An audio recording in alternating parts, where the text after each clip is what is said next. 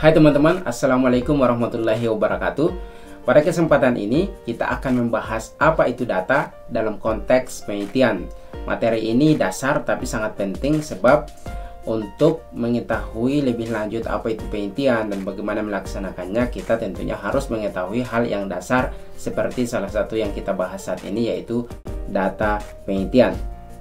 Data adalah kumpulan keterangan atau informasi, misalnya angka-angka, kata-kata, hasil pengukuran, hasil observasi, atau deskripsi suatu objek. Data bentuknya plural atau jamak, bentuk singularnya disebut datum. Itulah mengapa saya katakan bahwa data ini adalah kumpulan keterangan, karena data berarti banyak. Bagaimana kalau satu saja keterangan, maka kita sebut datum. Data sangat penting sebab data adalah bahan mentah yang digunakan untuk menjawab pertanyaan penelitian atau untuk mencapai tujuan penelitian.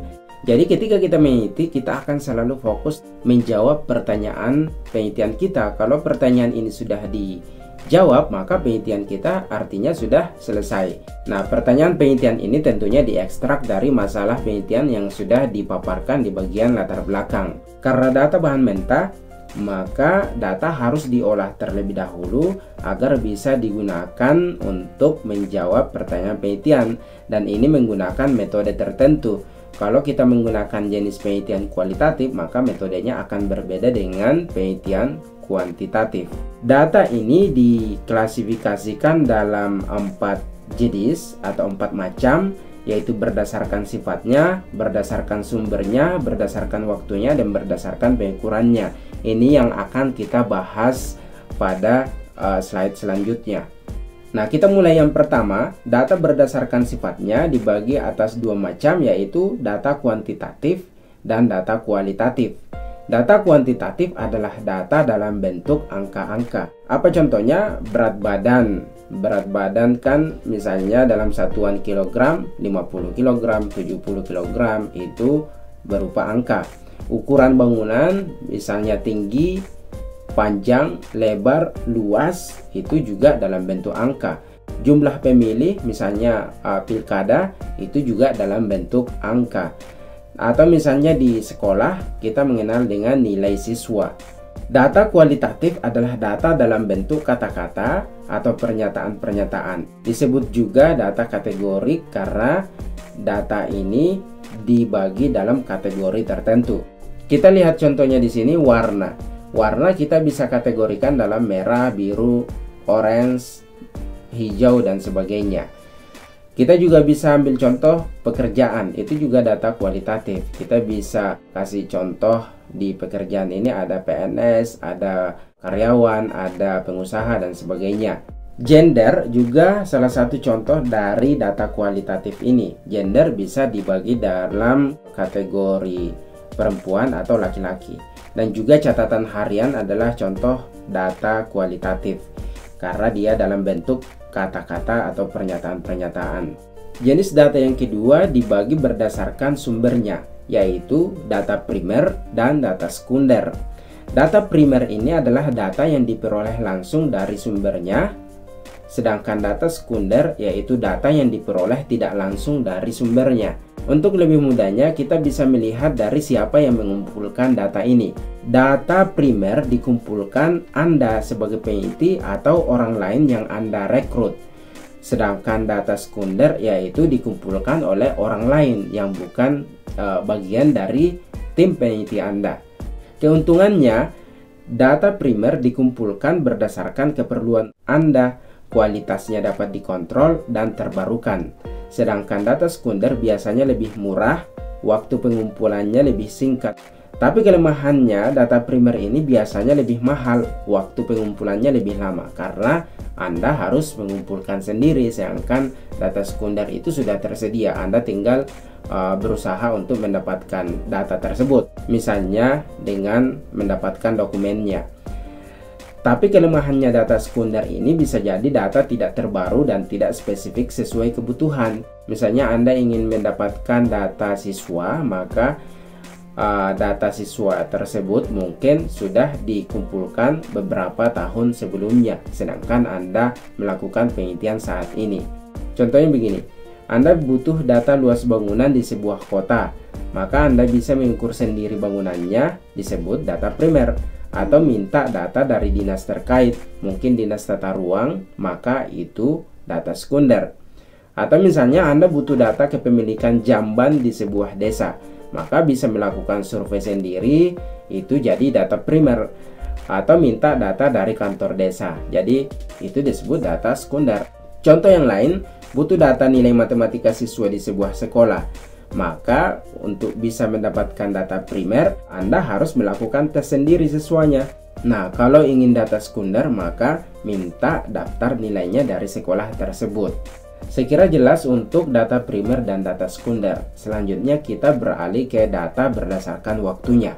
Nah, di sini secara umum data berdasarkan waktunya dibagi atas dua macam, yaitu cross section, yaitu data satu atau lebih variabel yang dikumpulkan pada titik waktu yang sama, misalnya pada tahun 2006, pada bulan Maret, dan sebagainya.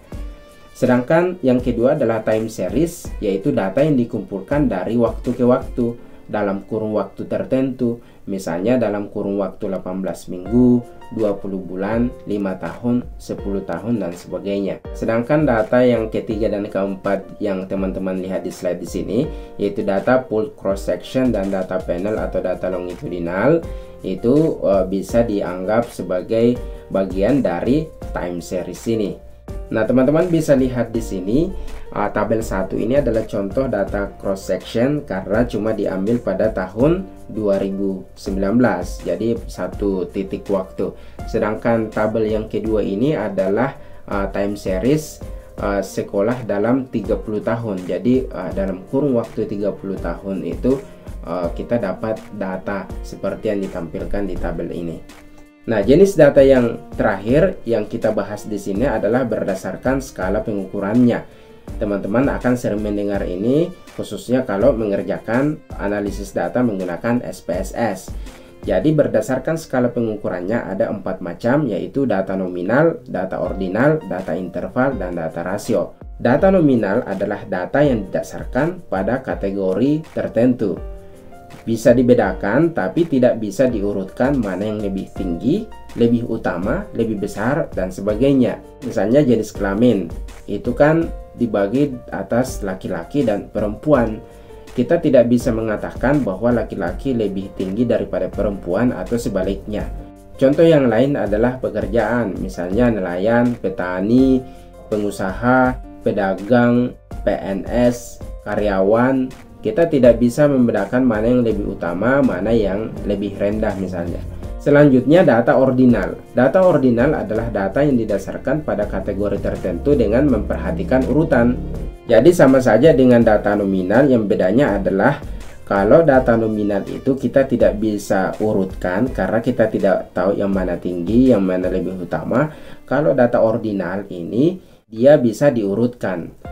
Angka atau huruf yang diberikan mengandung tingkatan atau ranking sehingga data bisa diurutkan mana yang lebih tinggi dan lebih rendah.